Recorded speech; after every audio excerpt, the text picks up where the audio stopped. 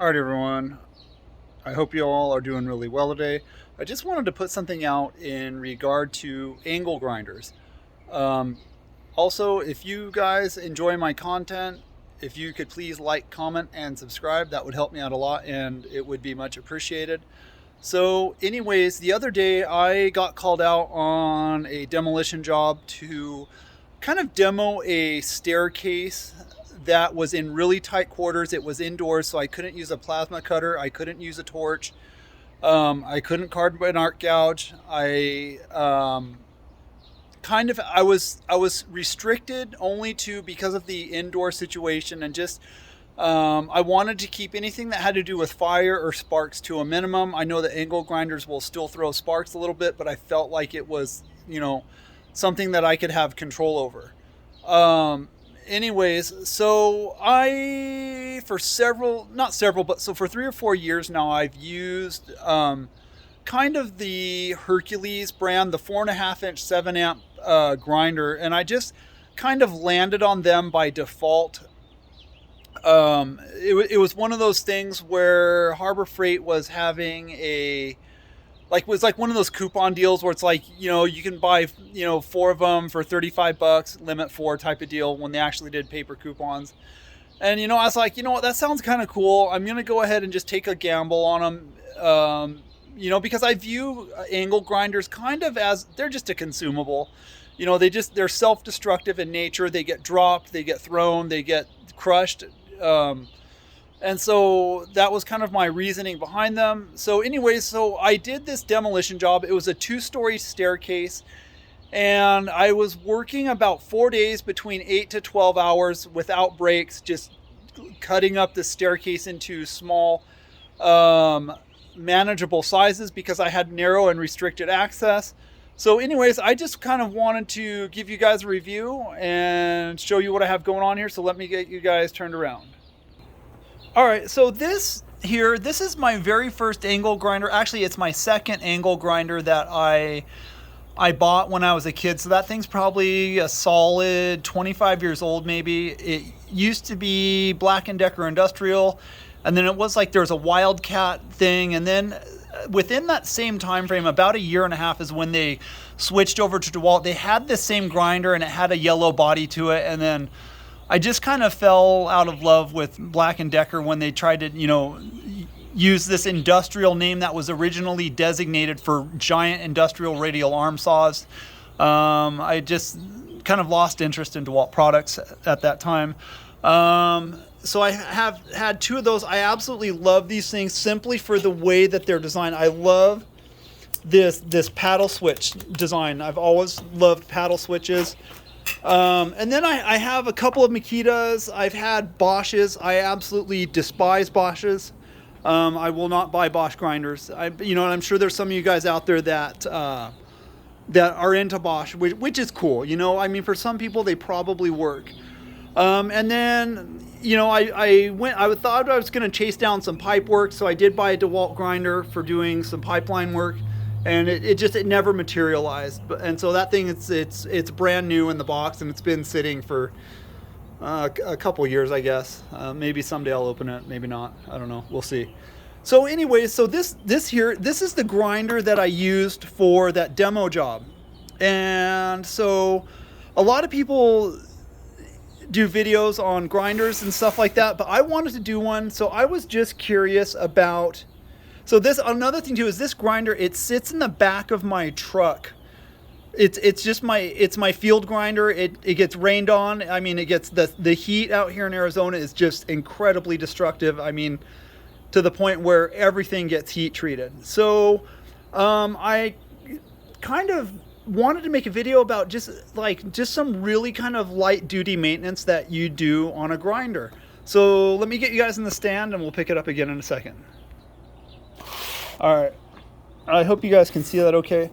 So one of the things that I did was, so the environment that grinders usually work in, it makes a ton of dust.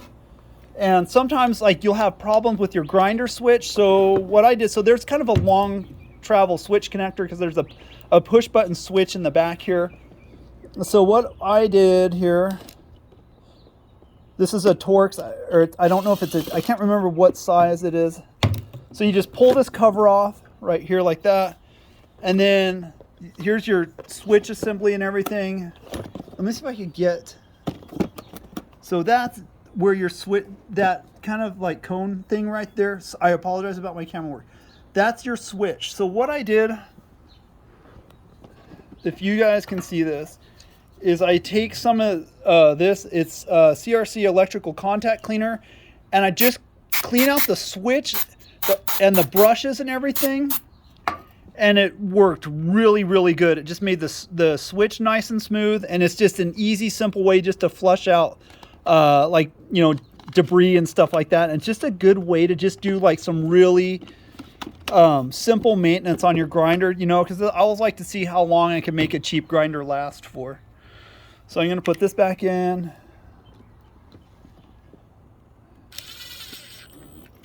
Oh, nice shot, Oswald. All right. So another thing too. So these bits are all the same. And so what happened was I was curious to see how much grease, because I had never opened this up since I bought it, and I was kind of surprised, but not really. This thing, they ship them like with the most minuscule amount of grease in them that you could possibly put in a tool. So I re-greased it with some gear grease. See, that's a lot better. It was bone dry when I bought it, and so after I greased it up, it seemed to run a lot smoother and quieter, and it's just a really kind of easy, like a really easy way to take care of your tools, I guess. So I have a brand new one that I wanted to open up with you guys just to show you how much grease they either do or don't come with. I'm just curious to see how this is going to go. Hang on, let me get that last screw in there. Getting all handsy with my grinder here.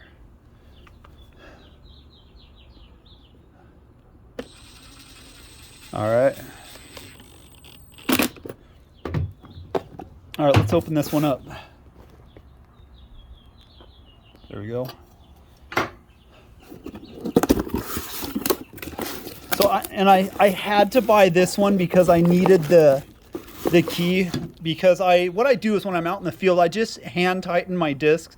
I know you're probably not supposed to do that, but I pinched my disc when I was making like a drop cut, and so I had to run to Harborfreight really quick to get one.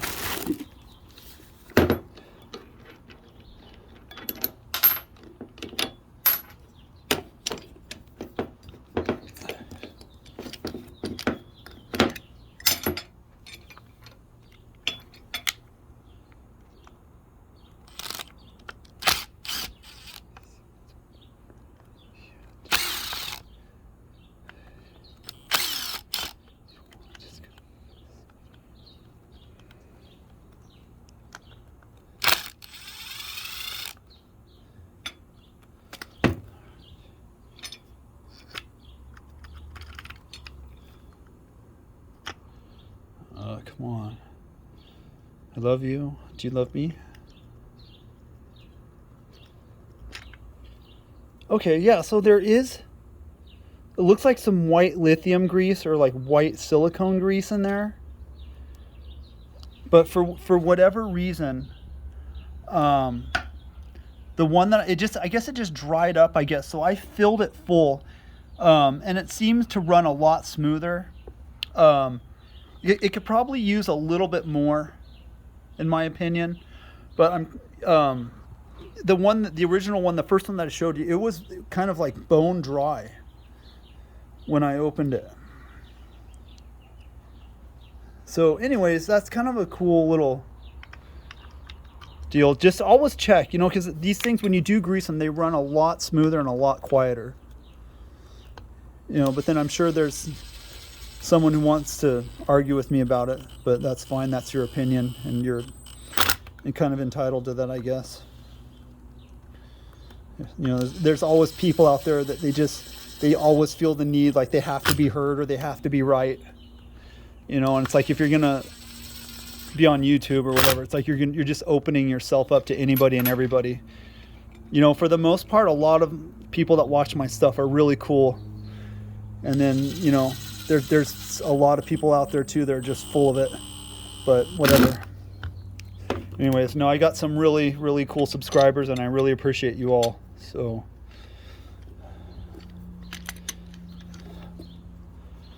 that takes care of that. Kind of cool just to open up a new grinder and just see what's, you know, really the deal here. One more thing, I want to get kind of into a safety thing really quick here before I close this out. So when you guys, so these pieces of, it's just like some 3x1 14 gauge. So what this does is this just kind of represents, like if you were doing like big stuff, like maybe some 2x6 or just anything that's a lot bigger than this. This is just, I'm using this as an example.